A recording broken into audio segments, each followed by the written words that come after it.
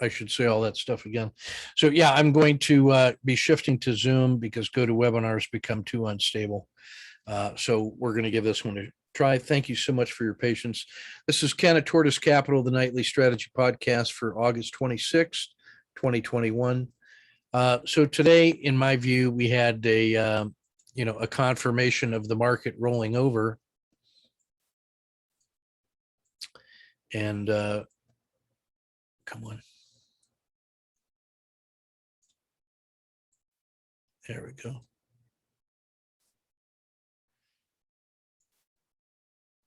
And we had a slightly lower gap opening and then a harsher sell-off. That's just not working either.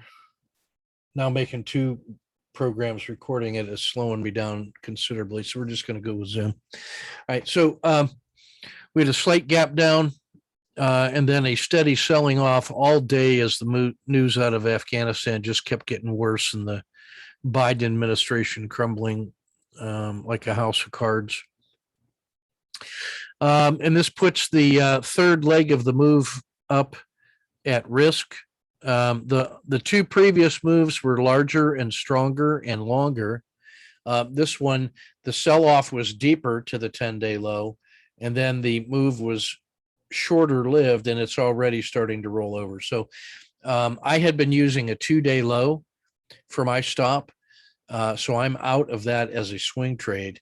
If you're not out yet, then I think you have to draw the line at the edge of the river and just say no further. The PSAR has flipped. The whole 3-period moving average is sloping down. And honestly, this is only a 1% sell-off from the swing high, and it's only one day. But to me, this was getting a little long in the tooth, and I'm going to revert back to tactical trading on the intraday, and I'm going to be very judicious on any pre-existing swing trades and managing them very carefully in the same way that I'm managing the swing here in SPY. So we've had the 3 higher lows in the RL10. This was actually a Kata 2 entry after a previous run up. So that was actually a Kata 2 higher low. And then we have this one and that one. So this one remains to be seen. The RL10 has only just now peaked. Interestingly, it went from summer to fall back into fall.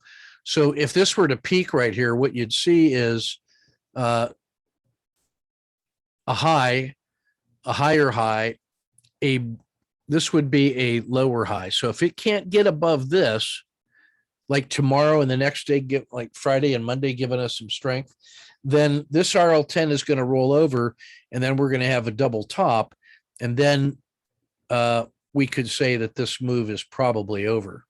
That's the way I'm cautiously playing it. There's just no way that on this leg that I'm going to let it come all the way back to the Bollinger Band mean. Not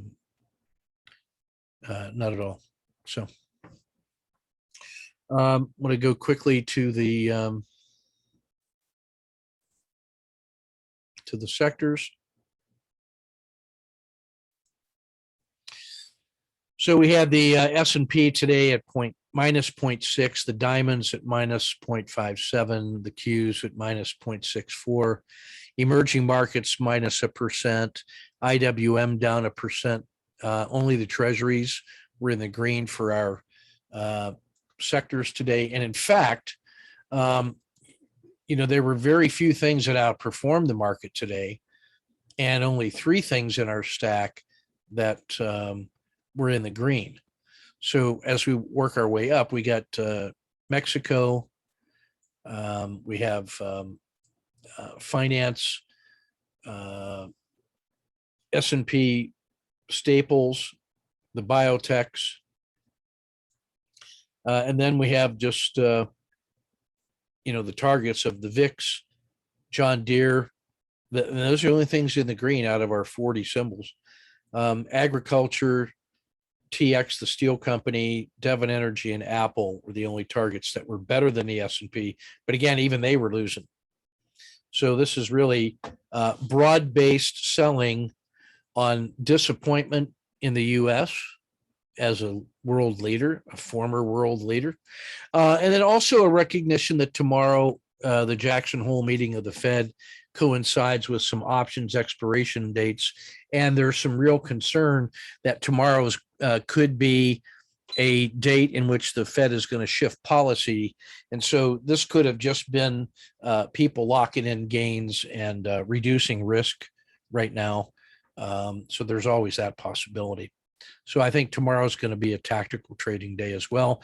And I think people are going to want to have much less risk over the weekend. So if tomorrow's not a selling day, I would be very, very surprised. So I will be playing it with that in mind. So we have oil, materials, lumber, wheat and precious metals, blended commodities, moonshots, the FANGs, clean energy, and S&P discretionary, all between minus 0.7 and minus 0.9. Simon Property Group is our commercial real estate, proxy. We have wood is the other lumber. Arc Genomics at minus 1.35. Then we have the energy complex at 1.5. Arc Innovation minus 1.5. Marijuana, oil exploration 1.7. Then getting from bad to worse. Lithium, Brazil, blockchain, Bitcoin, Ethereum, the large cap blended crypto, and then Robinhood. So this was just everything bad today in front of tomorrow's worst news. Just getting worse in Afghanistan. I can't tell you how frustrating that is to a professional soldier. Man. Robinhood, 4%, Coinbase, Virgin Galactic, Cliff, US Steel, Square, Alcoa. So you can see that the metals gave back today, and that was even after they'd been having a nice run up because of the infrastructure bill. So I think my first interpretation is that this is prudent risk reduction across the board ahead of a contentious weekend, and a Fed policy pronouncement tomorrow. I think it's just prudent. So it wasn't like panic selling today, but we'll see what tomorrow leads.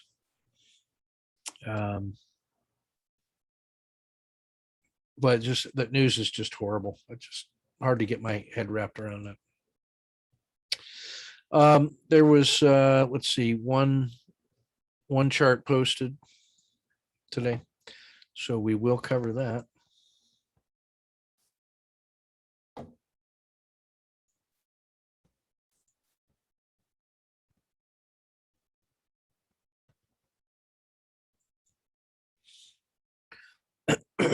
Excuse me. All right, so this is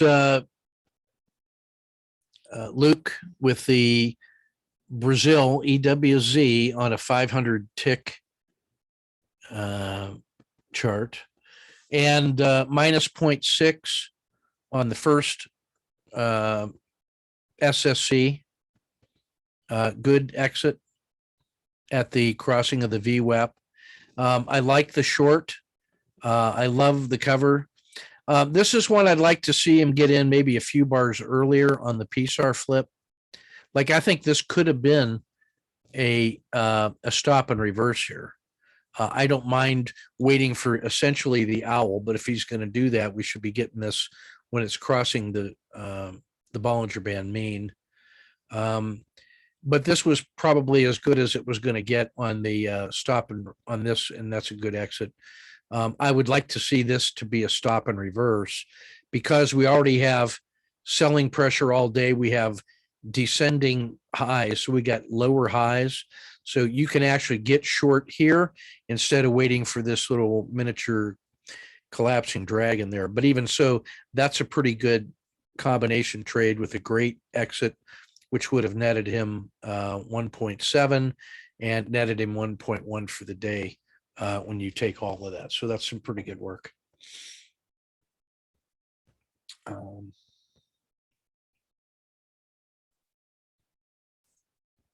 go to the daily report.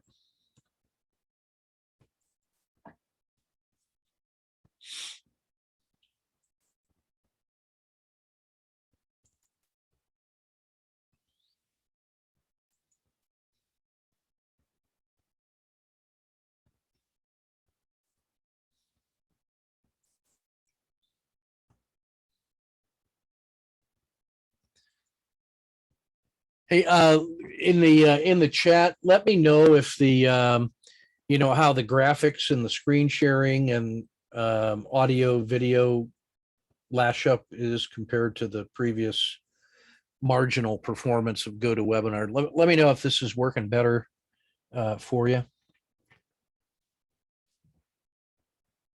All right, so we've got market classification as normal, bullish normal. Longer term is still solidly overbought, and now we're seeing the 10-day and the 2-day weakness creeping in. The risk Z just tipped into risk off now as this lower high. We've been holding out hope for a higher highs on this, but it doesn't look promising right now. I got to say that if we take a look at these peaks in the risk Z, that's been given us fair warning, and that was part of the reason I'm done with that as a swing in SPY right now. I don't mind trading it on the tactical side intraday, but the combination of geopolitics and these descending highs, that is evidence of a weakening market at an intermediate top. And so I take that as a sign of weakness. And, it could easily come down here to Z-1 and beyond without too much trouble. A move down to the Bollinger Band mean would probably bring the risk Z into that territory. 10-day min pains, Diamonds, Morgan, American Express, McDonald's, Cisco. Weakness in Nucor, steel company, metals and mining, oil and energy continues to be very weak. So we got to be mindful of that.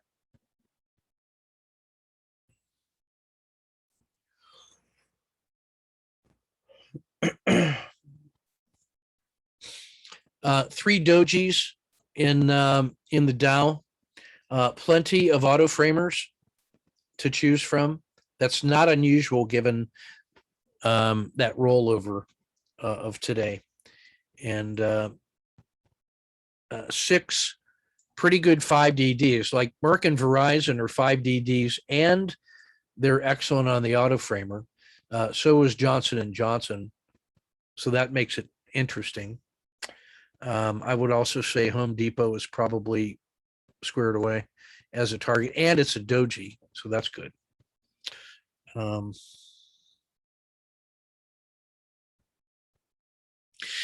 That 3M trade is still working. The one we looked at was Susan earlier this week, and that was up 0.05 today.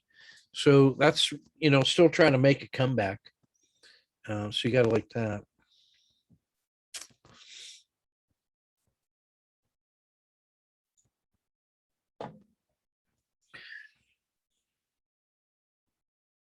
All right, ETF 30 tactical. Let's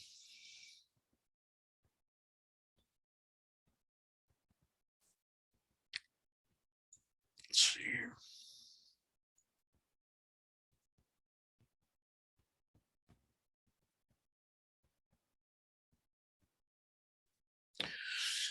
All right, so 2 dojis. Yeah, what I'm trying to do on this one is I can't see as easily what my screen looks like for you. So I got to find out a way to make that.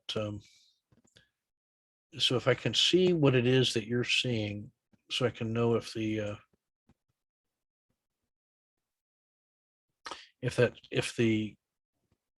screen has caught up to you.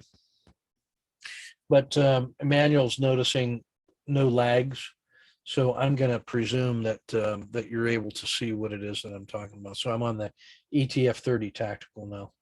If that's not the case, then let me know. Peter, what do you mean by J screen? The ETF 30. So we should have two dojis.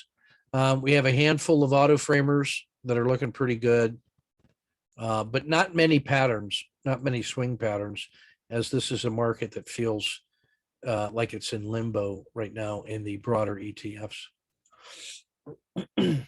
Yeah. Defensive plays, treasuries and gold and real estate had some juice today. So that's instructive. That's like a sign of broad market weakness. So we're going to respect that.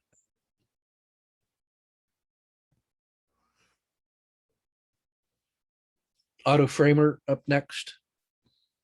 Standard framing data for you to look at. And let's see, the ones I like. I still like 3M and Pfizer.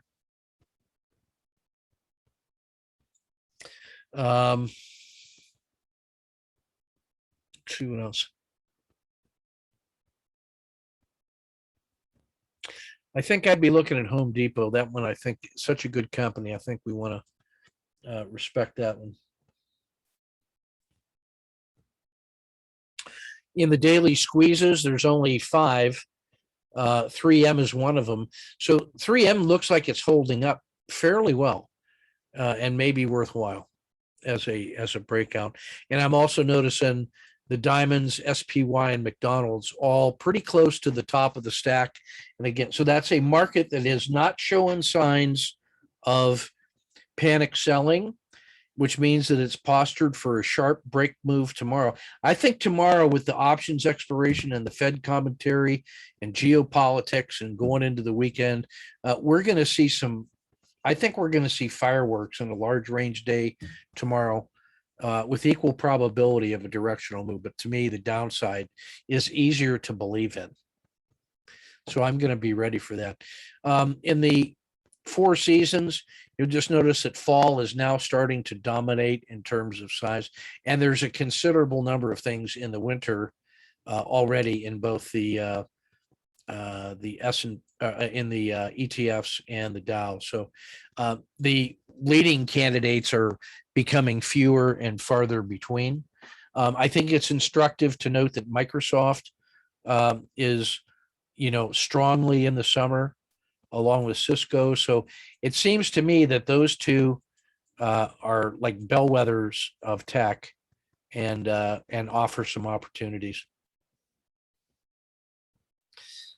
In the multi-time frame NDX, again, you're going to notice just the prevalence of all the big red, lots of red today, and only JP Morgan and Goldman showed any kind of juice.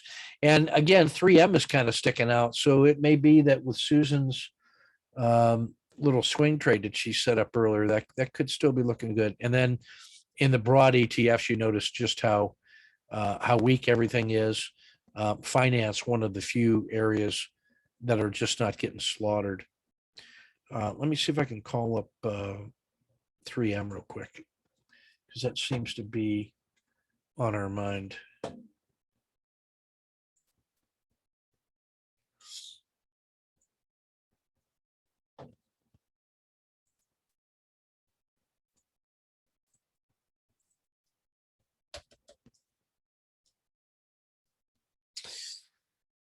Yeah, I think it's holding up pretty well. I mean, it was already at the bottom of its 10-day stack, and it hasn't sold off too harshly, and it actually turned in a positive day today.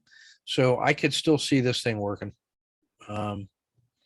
it's one to keep an eye on. It's starting to set up for a supported spring crossing. All right. All right. That's everything I got for us today. I'm going to mess with the video and see how easily I can process that. But yeah, I really do appreciate your patience and thank you for hanging in there. And we will catch you in the chat room tomorrow.